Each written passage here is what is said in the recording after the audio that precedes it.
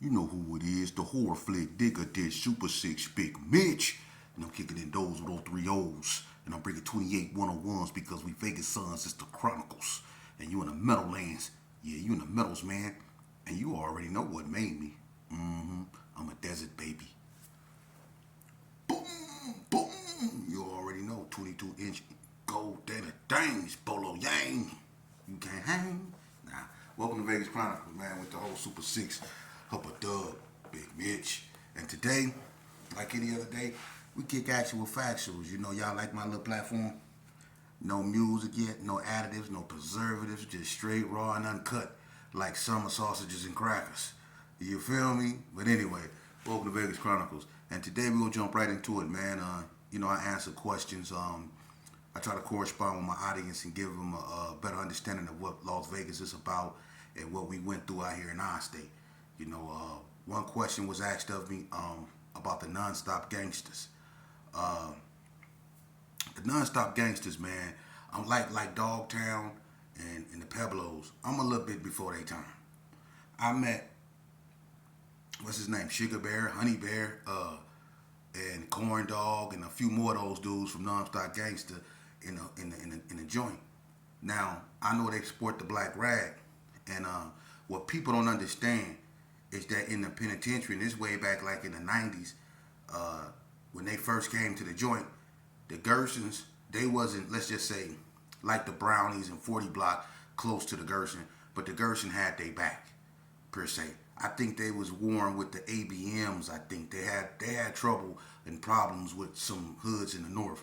But the Gerson, since they was sporting a black rag, and that word nonstop, see, the reason why the Gersons were receptive to that word nonstop is because the first people to use that word nonstop, this go blow your mind. See, this how you know when it come to this. Nonstop was created by 40 Block. 40 Block term used to be called Comstock 40 Block nonstop. That was they saying. You can see it spray painted on the ground. It used to be 40 Block nonstop. Comstock 40 Block nonstop. The 40 Boys was the first ones to use that term nonstop. So when nonstop gangsters came to the joint, even though they was from another era, the Gersons was receptive because that nonstop, it was familiar to us. And plus they sported the black rag. So they kind of like, the Gerson being the biggest gang, they kind of like, had they back, just in case the ABMs, because the ABM was linked up with the Donnas, the Diana Streets, the White Streets and all them. So the Gersons had the non-stop gangsters back. And even in High Desert, the relationship between the non-stop gangsters and the Gersons got even tighter. Corn Dog and his brother, I think Corn Dog, unfortunately, was, popped out on the street and something bad happened. I don't want to get into that. But I remember when Corn Dog and his brother got into a fight by the laundry room by the gym up in High Desert with Freight Train them from Hard Time Hustler. And they did well. They performed. They got with Freight Train them program, I'm not lying. And they pushed the line. So, the G's had their back. So nonstop gangsters, from what I know, always had a good rapport with the Gersons. They were a younger gang. They kind of remind me of y'all ever heard of the APs? Places like that, the APs and all of those stuff. See, they remind me of them. That's a younger generation of guys, you know what I'm saying? And they making a name for themselves. But nonstop in the Gersons, I had a good rapport. I met them in the penitentiary. But on the street, I don't really know too much about them. As far as Perry Street go, I don't know too much about Perry Street. I heard about them. It was some guys that used to claim Perry Streets, and from my understanding, they were Bloods. But they were claiming Perry Street, but when they got to the penitentiary, they realized there wasn't no Perry Streets there, so they started claiming Gerson. So it was some Perry Streets that turned Gerson, and I'm gonna leave that alone. You know what I mean? But that was a question that was asked of me. Another question was asked of me was, who had the hardest homegirls out of the... Look, I'm going to be honest with you. Because if I say the Gerson, they gonna say I'm being biased. So I'm gonna just leave the Gerson out of it. I'm not gonna say nothing about the Gerson. To me, the hardest, who had the hardest homegirls out of the Bloods and the Crips? I'm gonna be honest with you. The Crips had some hard homegirls. They did. You know, you heard of DK, Baby Blue. You know, K Rock from Donna. You know what I mean?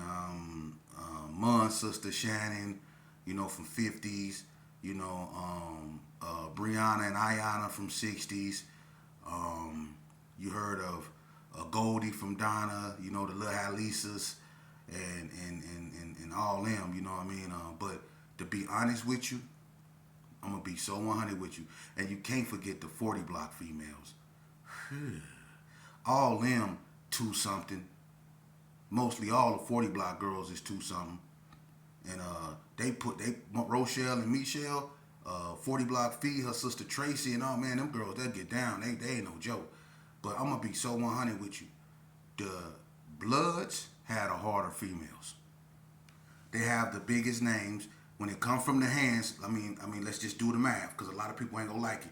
It's some hard females come out of Rigger States. You know, back in the days, Tanya Love, J-Rat's sister, Cindy, I think her name was. It was some hard females come up out of Wrigley States. For real. You know, and Valley View. It was some females can get down in Valley View, Burgundy Square, Pocahontas and all them. But them Bloods, look, from here, before there was Tanya Washington, you had Felicia Day, Desiree, all them. You know, Alice, Hercules' sister. You know, way before them. You know, and over there in Sherman Garden, all them, Coletta, Fat Dad's sister and all them. Before Tanya Washington. You know, but when Tanya Washington came, see Tanya Washington, and you had Girl Bug, you had Dana Dane, you know what I'm saying? I said I was going to leave the G's out, but Tanya Washington alone, man, come on, man. And then you had people like 380, Infrared, Romanetta, you know, Fofo, Cam, Mary Jane, Vanna. Man, it was so many. Lil Rab, her sister. Like I said, Pocahontas. It was so Erica Brown. All of, man, it was so many blood females. You know what I mean? The blood females had the bigger name. I'm going to just keep it real. And that's not to hate on the Crips or none, because the Crips had some hard females. There's some hard 6-sets. It's some hard Vegas Heights females, Lorraine and all them up over there. Everybody got out. But everybody can agree on this, man. When it came to the home girls, them Bloods got the harder home girls when it comes to the Bloods and the Crips. They got the bigger names. You hear more about the Blood females than you do the Crip females. When it came to putting in work and fighting. You heard about the Crip females. You just heard the Bloods more. I'm just keeping it real. Now, people might have different opinions, you know, but I'm talking about my era. It might have changed, but in my era, them B-Dog females wasn't no joke. And they was the ones that really, you know, could go at it with the Gersons. And go at it with the block, you know, because the Gersons in the block wasn't no joke, you know what I mean? So, the Blood females. Now, another question that was asked of me, what was the worst Blood and Crip war? Man, it was so many different type of wars, man. The hood and the Donna streets had a bloody altercation that went on for so long. You know, the Parus and Donna, you know, the NTGs and the Parus. But I would tell you this. One war that was just like completely like almost like one-sided, and to me they like shut it down, and that was the PBs versus Vegas Heights. When the 50s and the PBs got into it, and this was a while back, the PBs shut the 50s down. I mean, I'm gonna be honest with you, man. Them PBs was tearing them 50s up, man, and they basically I ain't gonna say they wiped them out, but they basically put them on. They deactivated them. Them PBs shut the 50s down, bad. You know what I mean? So that was a war that was real ugly. Another one would be, the Coast and the Gerson. They really got into it, but that was way back when banging was really waking up. So it wasn't really no just all out carnage. It was, but the Coast wasn't a old gang like that. You know, like the Perus. They wasn't no old gang like that. So that war right there, it had to go on and intensify. And then Donna came out and tragedy struck them, and they got in it with the 60s, and everything just intensified. Now, I would say this here. The ugliest Crip on Blood war other than the PB shutting the 50s down will be either Donna versus the Perus or the NTGs versus the Perus. And I will also say the Hood versus Donna. It really got ugly with those wars right there. For real. As far as someone asked me about Crip on Crip, I'm gonna just go dot all lies. As far as Crip on Crip, the worst war between the Crips, a lot of people would say, well, that's easy. Donna Street in the 60s. No. Donna Street in the 60s got into it in 88. I think late 88, early 89, really. Donna was just really coming out, and Donna, over time, as they grew and got more vicious, they really was taking it to the 60s. But Donna was really just coming out when tragedy struck them. So the war with the Donnas in the 60s intensified over time as the Donnas grew. It got worse and worse. Okay? But I'm just going to just keep it 100 with you. The worst Crip on Crip gang war was White Street versus Donna. And I'm going to leave it at that. I'm not going to even go into that. That's their story. That's their laundry. I'm going to leave it at that. But it was White Street versus Donna. That was the worst Crip on Crip war. Hands down. Hands down. That was the worst. As far as the Gersons go, one thing about the Gerson, and it's sad that, that's probably the only gang that's really been at war with every gang in Vegas. And the only reason why the Gerson was able to survive, those being in so many wars was because it was so many Gersons. They occupied so many territories before they tore the Gerson down.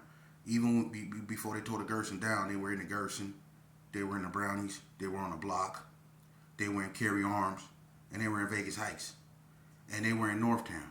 Kim Folks, Loco Abdul, shout out. They was in the north.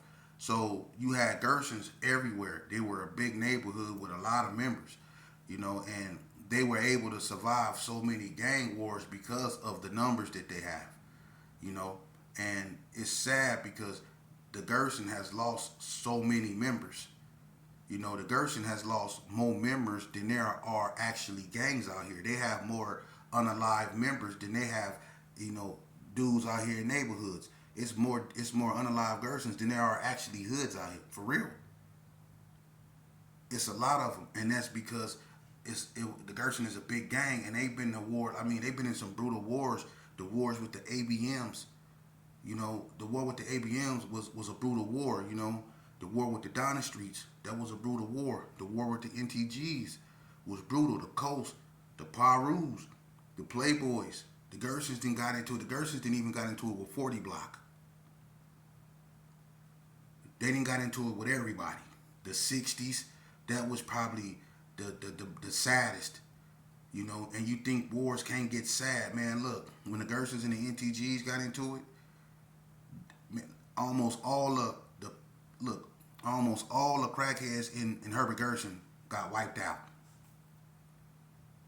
For real. When the Gersons and the NTGs got into it, it was bad. When the Gersons and the Donnas got into it, it was bad. When the Gersons and the ABM got into it, it was bad. And then the North consolidated and got into it with the Gersons. and the Gersons and the Bloods clicked up and they created West versus North, man. It was just bad. It was bad. And it was all in the prison system. Northtown versus West Side. It was sad and it was bad, man. So when people talk about Las Vegas, just know it's a bunch of mothers out here that still ain't right. That still probably don't come outside. That still got bags under their eyes. Some still cry to this day because they done lost all their children, every last one of them, to gang violence. So before you speak on something, know what you speak on. It might not be as much as, California or Detroit or Chicago, but it's enough. It's enough that it needs to be addressed. It's enough because we wiped ourselves out here in Vegas, man. We wiped ourselves out, and we all grew up together. We all went to, Doolittle. We all went to the Northtown Recreation Center. We all went to the Hydro Tube. We all Wet and Wild babies, Paddle Wheel babies, Zodi babies, Pistol Pete's Pizza babies. We all that, man. But I don't know what a hatred come from that we mustered up and we just... Let me explain something to y'all. I'm finna give y'all some cold game. There was never, when I was coming up, we wasn't pushing, like, there was no such thing as, everybody knew that the Gerson was West Side, but we wasn't pushing no West Side, this West Side, we wasn't doing that. And Northtown wasn't pushing no, this Northtown. No, I'm going to tell you something, who started that. When Northtown became a lingo, who created it? Since everybody hollering, it's North or nothing. If you North or nothing, who created that lingo that made Northtown a handle? Like, I'm from Northtown. It was the essays. Vadio, Northtown. VNT. They was the first ones pushing Northtown. Wasn't nobody pushing West Side. Wasn't nobody pushing Northtown. Because most of the people that's from Northtown, that go to Northtown, they mothers and grandmama come off the West Side. Everything started on the historical West Side, and that's not to disrespect Northtown. But everybody come off the historical West Side. That's the main thing. Jackson, that's the heart of the black community. You see, Northtown became a handle when them essays start pushing that. Vadio Northtown. VNTs. Right up over there where the 7-Eleven was and fish and chips, if you go through that parking lot and you walk straight through that parking lot, you gonna go to a church. There's a big old church up over there. And right across the street from that church is some apartments right there. That was VNT neighborhood. Vadio Northtown. And they was pushing that back in 85. I used to hang with Ralphie boy, Ralph and Roland, his twin. They Hispanic and they black and Hispanic. Ralphie boy was a GQ. His brother Roland became a Sanchuco. I used to kick it with them when they both was GQs. Ralph and Roland. They brother is Snow from West Coast Blood. Rest in peace. And they got other family members, Pocahontas. All them is family. There's a bunch of them. But Vadio Northtown, that's when that started becoming a lingo. The essays was pushing north and all that. And then when Donna Street came out, Northtown became, a lingo. And then the NTGs really popularized it because they're Northtown gangsters. So the NTGs is the essays, Donna, and the NTGs that popularized, that made that term Northtown a trend. See? And that's before everybody was going West Side this and West Side that. Because wasn't nobody really pushing that. For real. And I'm going to keep it real with you. Who started pushing West Side this and West Side that in the Gerson? This West Side, they was hitting it up on the wall. They used to hit up a WS, and then put the GPK. Wasn't nobody doing that. Lil Bread. And Lil Bread really from the East. He from Santana. Just like Bread, Big Bread. You really never seen Big Bread put West Side nowhere because Big Bread is from East Coast. That's why Big Bread, was one of the speakers when they had the little thing at Carry Arms when they was finna make the International Crip Mafia thing. Big Bread was one of the speakers at that. And the reason why that didn't go nowhere was because number one, the Donnas didn't want the 60s at that. And number two, it was Gerson's who said, we Kingsmen's, we're not Crips. And they wasn't receptive to that. Bread was because Bread used to be a Crip. So it was easy for him to get along with them because Bread was from East Coast. That's why he got along with the Grape Streets when they came out here. See, this real history. This real history. And look, I was talking to my partner, Slick Pete, and we was talking about, all these dudes that, so-called don't like what I'm doing. And he was like, I'm going to be honest with you, Sheep. Everybody that's doing all this here be the ones that didn't even participate in this, man. They were nobodies. And they around here lying to their sons talking about they did this and they started that. Come on, man. A bunch of y'all dudes was around here letting other cats go up in y'all pockets. And y'all had to wait for them to get strung out on drugs. Y'all had to wait for them to get strung out on drugs before you got your get back. Because I'm going to keep it 100 with you. I used to be with Tyrone Howe. And for y'all that don't know Tyrone Howe, Baby Spidey, T-Dog, he used to go up in, oh man, come on, all you tough guys up out here that's real tough. Tyrone, he was going up in y'all pockets, hitting y'all on y'all chin. Am I lying though?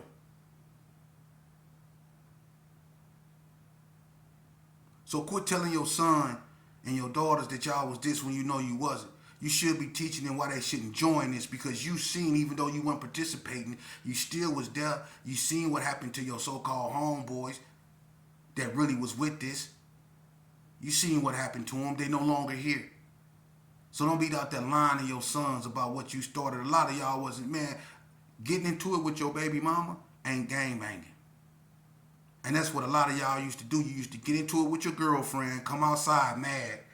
And she used to have you so mad that you was willing to go put in work because you and your girl got into it. And now you don't care no more. So now you didn't put on your rag and all your gang attire because you and your girlfriend and got into it. Because she done found another girl number in your phone or whatever, however y'all got into it, and now you done put on your flags and your RIP, your homie shirt, and now you want to go put in work on somebody that ain't did nothing to you because you mad at your baby mama and you think that's gangster. Man, if you don't, come on, dude. Come on, man. Come on, man. Hey, look. I'm going to be honest with you youngsters. And I'm not going to call out no names. I don't have to. But if you want to know the truth, a lot of dudes was in the penitentiary. They was on PC. They was washing drawers. They was doing they was in that braiding hair. How you in the joint? You supposed to be a reputable on the street, but in the joint, you known for braiding hair. And can braid hair good, too. Chain braid, plaits, whatever you want. Come on, man. You dudes out here talking about y'all Mr. This and y'all Mr. This with this, and y'all was up in there braiding hair. Braid my hair. Mario. Y'all was braid my hair. That's what y'all was on. For real. But youngsters, let me tell you something. The worst thing I ever did was join the gang. My greatest accomplishment in life, other than my child, was getting out of a gang. Because when you join a gang, I'm going to tell you something. There's not a lot of people here to tell you this. But you go set yourself up for all kind of deception and failure. Because what you end up doing is you end up investing everything, your worth, everything that's precious about you. You sacrifice that to be accepted by people who don't even accept themselves. For real. The attention that you seek, give it to yourself. Don't seek it from other people that don't know who they are. Don't live your life by what other people say. Live your life by how you feel. Because at the end of the day, the consequences that you got to deal with because of your actions, you got to deal with them solely alone. Your homeboys ain't gonna be there for you. Trust me. I used to be with this one. It was a rolling 60 that I was real cool with in the joint. And he had forever. He wasn't never, he wasn't never getting out. And he accepted that. And we was walking the yard one day, and he told me, he said, "Yeah, Sheep, I just can't wait for the homies to pull up in that light blue, chopper." Talking about helicopter. He said, "I can't wait for him to pull up in that light blue chopper, man, and drop that rope, man, and pull me on up out of here." And he looked up in the sky and spread his arms like that was really gonna happen. He really believed that. He put his faith in his homeboys. And I just stared at him like, do you really believe that them cats ain't even sending you a letter to buy a soup, and you think they finna pull up in a light blue helicopter, boy? But that's what you find yourself walking around in a controlled environment with delusional thoughts. You can nip that in the bud by going to school and doing it the right way. It might be hard, but it's the right way, and it's going to be worth it. It's like lifting weights. A lot of people don't like doing it because it's hard, it hurt, it burn. But if you stay focused and you continue, you're going to grow, you're going to get bigger, and you're going to get better. And that's the same thing with education. It's meant for you to fail tests in order for you to learn. In order for you to learn how to accept defeat, but get up and try again and retake the test, and you take it till you pass it. That's what life is about, man.